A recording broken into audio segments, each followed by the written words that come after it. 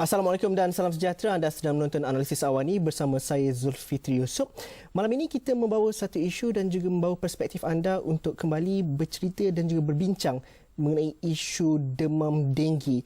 Kalau dilihat kepada statistik yang dikeluarkan pada baru-baru ini, sepanjang minggu lepas, sebanyak 2,980 kes demam denggi dilaporkan di seluruh negara, peningkatan sebanyak 1,146 kes, 62% berbanding minggu sebelumnya. Dan kalau dilihat sebenarnya terdapat 13 kematian yang melibatkan 6 kematian di Selangor, 5 di Kelantan dan 2 kematian di Johor akibat demam denggi pada minggu lepas. Kalau dibuat perbandingan dalam tempoh yang sama dari awal tahun hingga ke minggu pertama bulan Ogos berbandingan pada tahun lepas, tahun ini mencatatkan 123 kematian berbanding tahun lalu dalam tempoh yang sama hanya 33 kematian yang dicatatkan akibat demam denggi. Angka dan juga statistik ini mungkin tidak membawa makna yang signifikan buat anda yang menonton, buat kita yang mendengar. Akan tetapi ia cukup signifikan apabila mereka yang berada di sekeliling kita menghidapi ataupun disahkan dijangkiti wabak denggi ini. Ini yang kita ingin bincangkan dan kita ingin kupas semula pada malam ini. Mungkin perlu juga kita melihat kepada proses ataupun kita melihat kepada simptom dan juga kita melihat kepada perkara-perkara paling asas mengenai demam denggi ini. Dan saya bersama dengan Dr. Muhammad Hassani, merupakan pengarah operasi denggi dari MIMPA. Terima kasih kerana bersama kami dalam Analisis Awani pada malam ini. Kalau dilihat bagaimana kita katakan tadi, angka-angka itu semakin meningkat dan itu juga yang kita katakan pada awal tahun dahulu. Angka itu sentiasa meningkat kalau kita lakukan perbandingan berbanding tahun 2013. Dan lebih signifikan ialah orang di sekeliling kita dijangkiti denggi. Malah kami di Analisis Awani sendiri, rakan-rakan kami juga dijangkiti denggi. Dan ini adalah satu perkara yang kalau dilihat ada yang dapat rawatan yang agak lambat, dan ada juga yang mungkin dalam tempoh-tempoh tertentu merasakan bahawa demam yang mereka hidapi bukanlah demam denggi. Dan mungkin itu juga mengakibatkan angka-angka ini meningkat dengan tingginya. Dan dari MIMPA sendiri, bagaimana kita melihat gerak kerja dan juga reaksi masyarakat khususnya dalam pertengahan tahun ini selepas beberapa program dijalankan? Okay. Terima kasih Zul. Sebenarnya mengenai kenaikan kes denggi tahun 2014 ni, kita nampak kenaikan mendadak 260% berbanding tahun lepas. Dan sebenarnya bilangan ni dia ada pattern dia. Pattern ini berlaku setiap 4 tahun sekali. Jadi di mana tahun ni kita ada musim panas yang berpanjangan. Jadi bila musim panas berpanjangan tu, jadi nyamuk Aedes dia lebih aktif. Jadi bila nyamuk lebih aktif, dia akan pergi menghisap darah lebih banyak daripada biasa. Kalau kata biasanya 120 meter radius jarak yang biasa nyamuk tu terbang, tapi pada musim panas yang berpanjangan dia tambah aktif lebih daripada itu. Jadi itu yang berlaku pada bilangan cases denggi tahun ini. Jadi dan keduanya mengenai bagaimana masyarakat kita ni bila dapat demam denggi, macam mana untuk bertindak untuk mengenal pasti. Kita ambil contoh mudah lah. Mungkin kalau kita pergi cerita mengenai musim panas yang berpanjangan dan juga kita bercerita mengenai pattern nyamuk denggi dan bila nyamuk denggi menyerang sebenarnya, kita mungkin satu perkara yang sepintas lalu kita dengar. Akan tapi yang kita dengar hari ini, kalau kita dengan perbualan bersama rakan-rakan, kita pergi hari raya dan sebagainya, kalau siapa kena denggi, kita tahu bilangan katil di hospital makin kurang, penuh. Menunjukkan berapa ramai yang kena denggi.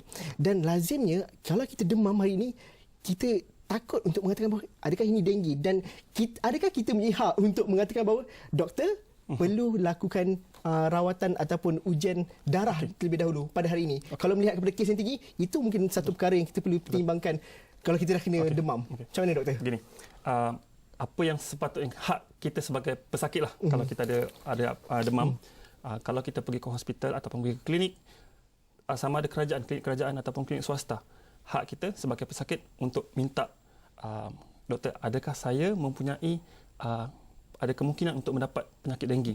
Jadi dan doktor boleh ada ujian. Kita ada beberapa ujian yang kita perlu buat untuk mengenal pasti. Bukannya confirm test, tetapi screening test. Ujian pertama yang memang kita perlu buat, memang untuk klinik kerajaan dan hospital kerajaan, kalau apa-apa saja demam, panas, dan kita perlu, nombor satu, kita perlu mengenal pasti ini mungkin denggi. Kita mesti begitu. Dan mesti ada ujian yang kita perlu buat. Dan kalau pesakit pergi ke hospital ataupun klinik kerajaan ataupun swasta, boleh request. Doktor, boleh tak kita buat ujian darah untuk pastikan bahawa saya bebas daripada denggi ataupun tidak. Tetapi itu hari pertama. Kalau untuk seterusnya, kita perlu, kalau doktor kata, okey, saya tidak boleh kenal pasti sama ada ini adalah denggi confirm ataupun tidak.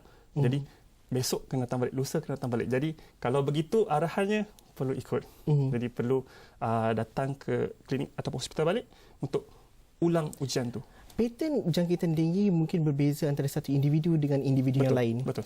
Kerana kalau dilihat kepada, macam doktor kata, hari pertama dan hari ketiga, malah hari ketiga jangkitan denggi itu adalah tempoh yang agak kritikal dan paling penting dalam satu tempoh jangkitan itu.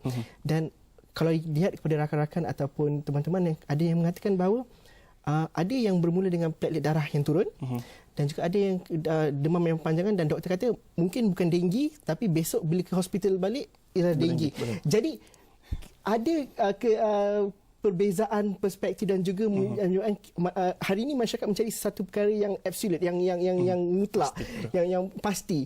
Jadi bagaimana dalam konteks hari ini dengan kes yang tinggi, dengan bilangan katil yang semakin tidak mencukupi dan sebagainya, kita ada satu cara yang kita perlu ambil kendiri yang lebih awal. Bagaimana doktor? Okey. Untuk denggi, pertama, demam panas. Itu yang paling utama. Jadi kalau kita kena demam panas tanpa sebarang simptom lain, demam panas sahaja lebih daripada 38 darjah Celsius, kita perlu fikir ini adalah denggi atau tidak. Jadi kalau hari pertama hingga hari ketiga memang begitu yang apa yang berlaku. Ujian darah boleh sama ada doktor boleh fikir sama ujian darah ni denggi, dan satu lagi kes lain saya tidak pasti sama ini denggi atau tidak. Jadi besok awak perlu datang semula untuk kita ulang balik ujian darah ni. Tetapi apa yang kita perlu risaukan adalah hari ketiga hingga hari kelima, di mana ini adalah critical phase, fasa kritikal, di mana kalau ada berlaku warning sign. Warning sign ni kalau ada muntah-muntah, sakit perut, sakit kepala yang kuat, itu kita perlu berhati-hati. Dan bila dibuat ujian darah, bukan jumlah platelet yang kita perlu tekankan. Apa yang perlu ditekankan? Di dalam ujian darah, ada banyak lagi benda lain kita perlu tengok. Selalunya platelet tu selepas hari kelima dia baru mula-mula. Jadi masa hari yang ketiga hingga hari kelima itu, masa fasa kritikal, fasa kita betul-betul perlu pastikan ini adalah denggi yang tidak berbahaya. Kita perlu tengok jumlah total white cell count, sel darah putih, dan kemudian hematokrit. Itu adalah tahap kecairan darah. Jadi dua benda ni yang selalunya doktor akan tengok, tapi bila pesakit akan tanya berapa jumlah platelet saja. Bukan itu sepatutnya yang kita tanyakan. Sama ada kita patut tanyakan, doktor, apa sel darah putih, apa kedudukan status darah saya, bagus atau tidak, apa perlu saya ulang balik ataupun tidak, dan apa perlu saya buat selepas itu. Okey doktor, kita nak berhenti seketika dahulu. Itu sedikit mukadimah untuk denggi kita. Tapi selepas ni banyak kita nak bercerita mengenai denggi, bukan sahaja anda dirujuk ke hospital atau anda merujuk kepada doktor, tapi bagaimana gerak kerja komuniti perlu dilakukan. Bagaimana kita dapat memastikan bahawa kawasan kita bebas daripada ternakan denggi. Itu kita akan bincangkan selepas ini. Kita berhenti rehat seketika dahulu. Kita jumpa lagi dalam analisis awal ini selepas ini.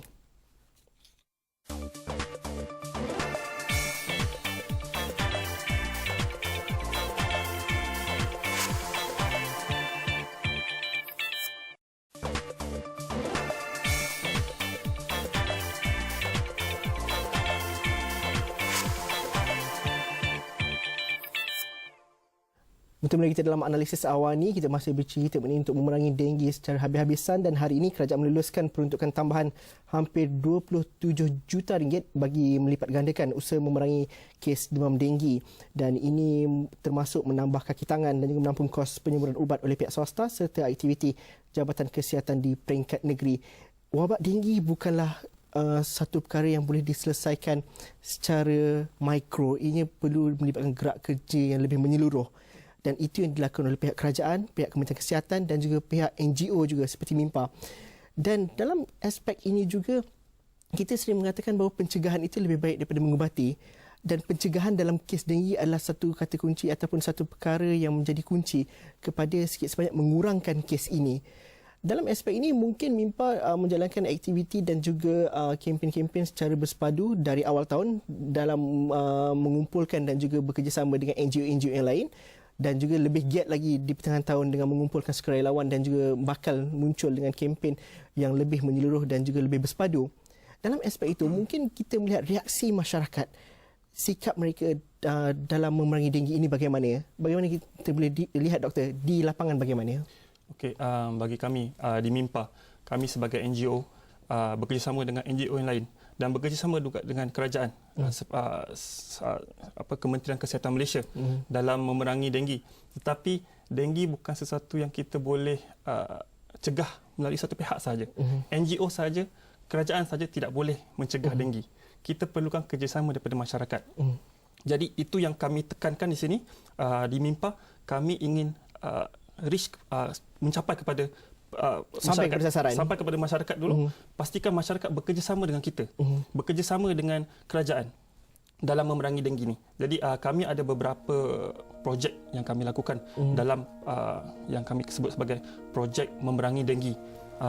Yang pertama sekali, Denggi One Stop Center, di mana kami akan melantik 2 orang staf permanent tetap yang akan bertugas dalam memastikan kita punya volunteer, sukarelawan kita ni akan pergi ke tempat-tempat hotspots, locality hotspots, di mana yang jumlah kes denggi yang tinggi dan outbreak denggi, dan supaya kita boleh buat program kita di sana.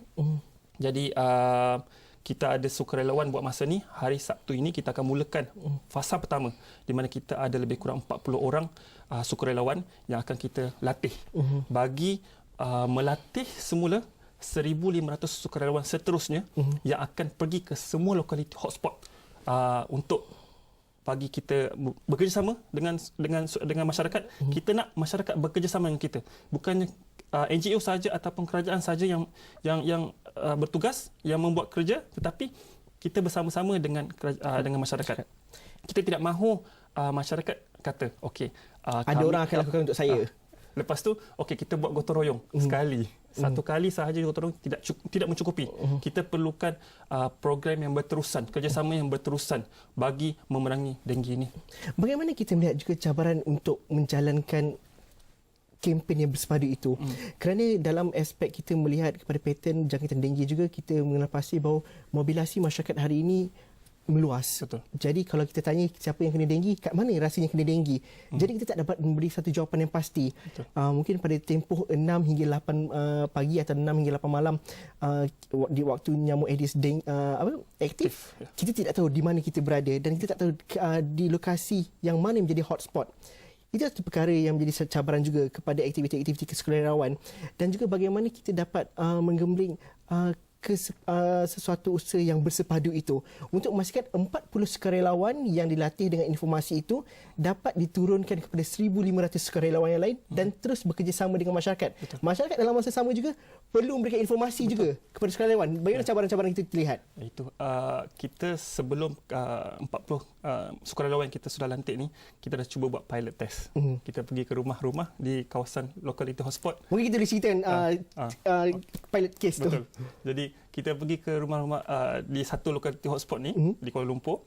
Kita pergi ke kawasan perumahan flat. Jadi kita nak cuba reach kepada, kita nak cuba capai kepada masyarakat. Kita ketuk pintu, tak nak buka. Susah.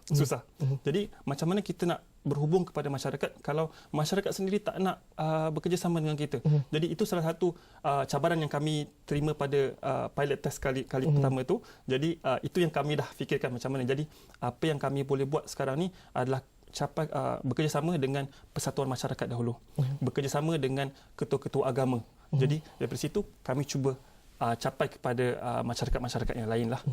Jadi itu salah satu cabaran yang kami hadapi, dan sebenarnya bukan NGO saja yang hadapi.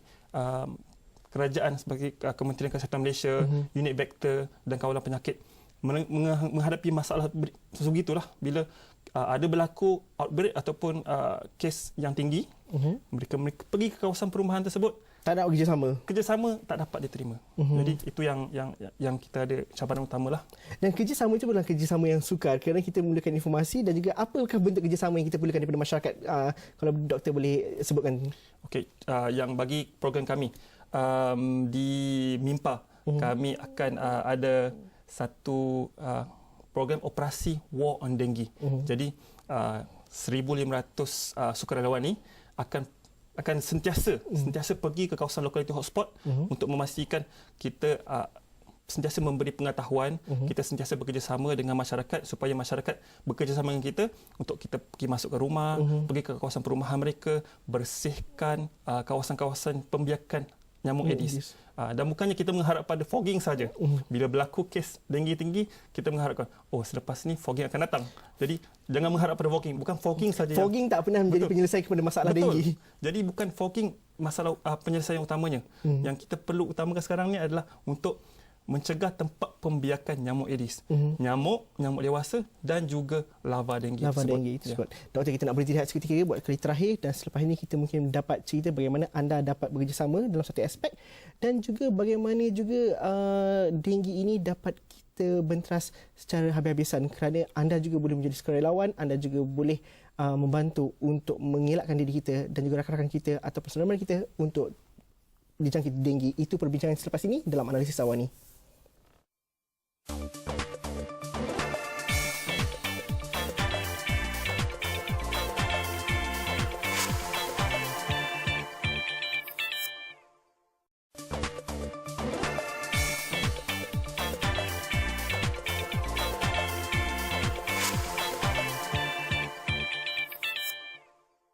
Berjumpa kita dalam analisis awal ni. Sepanjang minggu lepas saja 13 nyawa melayang kerana wabak denggi dan ini sesuatu yang cukup membimbangkan dan jadi usaha kita untuk bertindak dan juga untuk kita melengkapkan diri kita dengan pengetahuan dan sikit sebanyak bertindak supaya kita tidak menjadi sebahagian daripada mangsa denggi.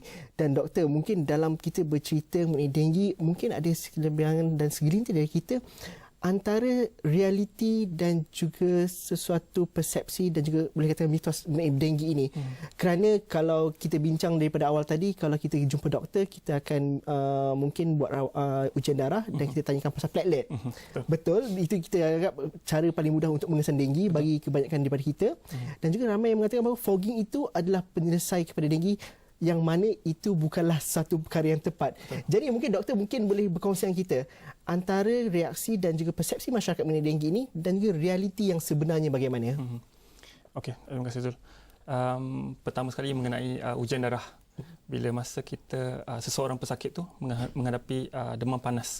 Jadi bila pergi ke klinik minta ujian darah dan bila selalunya perlu buat ujian darah atau tidak, demam panas di Malaysia waktu sekarang dengan keadaan kes denggi yang selalu tinggi, perlu buat ujian darah. 38 darjah Celsius terus buat ujian darah. Kemudian bila buat ujian darah, bukannya pertama sekali bukan platelet yang kita kejar. Bukan tanya berapa platelet saya. Kalau platelet saya normal, tidak semestinya itu bukan denggi. Hari ketiga atau keempat baru kita ketahui dia turun platelet darah turun. Kemudian bila masa ujian darah hari pertama tu adalah normal, tidak semestinya itu bukan denggi. Jadi perlu rujuk semula ke klinik. Perlu rujuk semula pada hari kedua ataupun hari ketiga untuk diulang balik ujian itu tersebut. Kita tengok sama ada itu adalah denggi ataupun tidak. Jadi banyak step ataupun step-step yang kita perlu ambil supaya nak memastikan itu betul-betul bukan denggi. Bukannya hari pertama kita pergi ke klinik, bila doktor kata mungkin bukan denggi, terus kita kata tak perlu dalam tangga klinik balik. Jadi banyak kita perlu pergi ke klinik atau hospital lebih kerap lah. Kalau kita ada demam yang berpanjangan. Kemudian mengenai fogging. Ramai banyak persepsi masyarakat bila fogging nyamuk denggi akan terkawal. Tidak. Fogging hanya membunuh nyamuk dewasa. Dan fogging kita perlu dikeluarkan pada waktu yang spesifik. Waktu subuh 6 hingga 8 pagi ataupun waktu maghrib 6 hingga 8 malam. Jadi kalau ada fogging waktu tengah hari itu bukan untuk nyamuk Aedes. Jadi nyamuk Aedes hanya untuk 2 waktu ini saja. Kemudian itu hanya untuk membunuh nyamuk dewasa. Jadi untuk mengawal denggi, untuk kawal denggi kita perlu mencegah tempat pembiakan di mana larva tu ada di kawasan takungan air. Jadi fogging tidak membunuh larva ni. Jadi kita perlukan pembunuh larva ataupun abit untuk pastikan tempat pembiakan takungan air itu tidak ada larva Aedes. Dan bagaimana mereka yang di sekelilingnya macam kita kata tadi, mungkin rakan-rakan kita atau mereka di sekeliling kita yang dah kena denggi, langkah pencegahan yang perlu diambil supaya memastikan bahawa yang lain tidak terlibat sama dan dijangkiti denggi juga. Okey. Pertama sekali, kalau seseorang itu sudah menghidapi denggi, ahli keluarga yang lain kalau ada demam denggi perlu dapatkan rawatan dengan segera. Demam panas Demam panas. Asalkan demam panas, hari pertama perlu dapat rawatan segera. Kemudian perlu buat siasatan.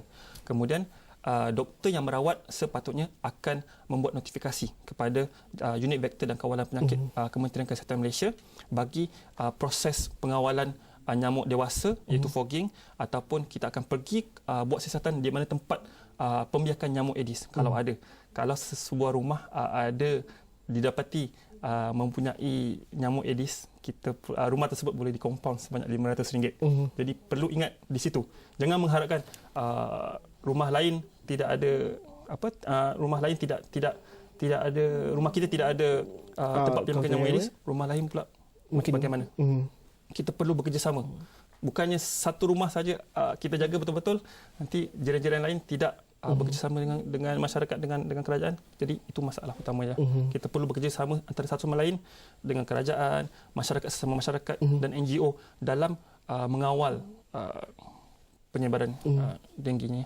Apa yang kita boleh lakukan, dan juga mungkin beberapa kesilapan yang kita asyik ulangi sehingga kalau kita menyebut bahawa untuk mengurangkan kes denggi ini mungkin disebabkan kesilapan yang sering kita ulangi dalam pencegahan dan sebagainya, doktor. Okey.